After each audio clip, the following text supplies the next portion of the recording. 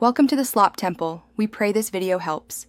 You start by signing into OneDrive with your Microsoft account and enabling two-step verification if prompted.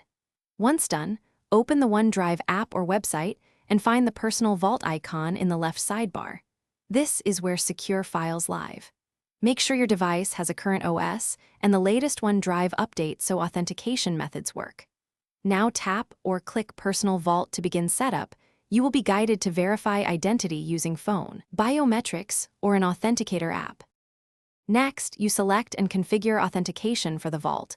Choose phone, email, authenticator app, or biometrics according to your device. Once you pick a method, follow the prompts. Enter the 6-digit code, approve the push notification, or scan your fingerprint or face. Make sure your phone number and recovery email are current, and grant camera permission if you scan an ID. This extra step encrypts and isolates vault content, so take the time to confirm each authentication method is active and tested. Finally, move or upload sensitive files into the Personal Vault folder. Drag and drop or use Upload and organize with folders. Once inside, remember to lock the vault when finished. It auto-locks after a short timeout, but manual locking is safer. For backups, sync with OneDrive on your trusted devices. Make sure version history and offline files are set as needed.